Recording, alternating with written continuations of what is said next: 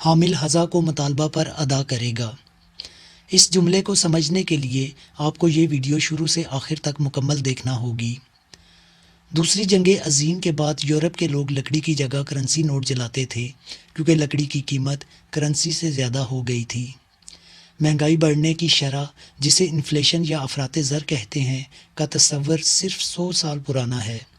ایک مرغی کی قیمت فرعون کے دور میں 2 درہم تھی، جو 19ویں صدی کے آخر تک 2 درہم ہی رہی۔ اگر ہم غور کریں تو آج بھی اس کی قیمت 2 درہم ہی بنتی ہے، مطلب 0% انفلیشن۔ پچھلے صرف 100 سالوں کے دوران کاغذی کرنسی کی قیمت کئی سو گنا گر چکی ہے۔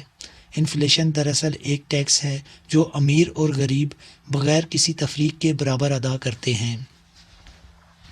آج غربت و افلاس کی سب سے بڑی وجہ ہی پیپر کرنسی اور اس پر دیا جانے والا سود ہے۔ جب ہم IMF سے قرضہ لیتے ہیں تو اصل میں ڈالرز ہمارے پاس منتقل نہیں ہوتے، بلکہ امریکہ میں ہی کسی بینک میں موجود ایک اکاؤنٹ میں صرف کمپیوٹر کے ذریعے ٹرانزیکشن ہوتی ہے۔ اس اکاؤنٹ میں ڈالر منتقل نہیں ہوتے۔ آج تک دنیا میں موجود ڈالرز کا صرف 3% چھاپا گیا ہے، باقی 97% ڈالرز صرف کمپیوٹرز کی ہارڈ ڈسک میں محفوظ ہیں۔ IMF کے چارٹر میں یہ بات تحریر ہے کہ کوئی ملک سونے اور چاندی کے سکے جاری نہیں کر سکتا۔ اگر کرے گا تو IMF یا ورلڈ بینک ایسے ملک کو قرضہ نہیں دیں گے۔ امریکہ سمیت دنیا میں کئی سربراہ مملکت اس بات پر قتل ہو چکے ہیں کیونکہ انہوں نے اپنی کرنسی یا سونے اور چاندی کے سکے جاری کرنے کی کوشش کی۔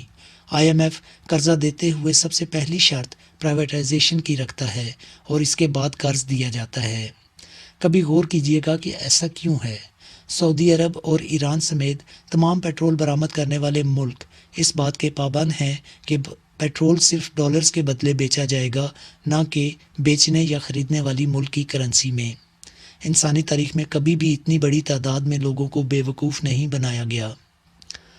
یہ انسان کی تاریخ کا سب سے بڑا فراڈ ہے۔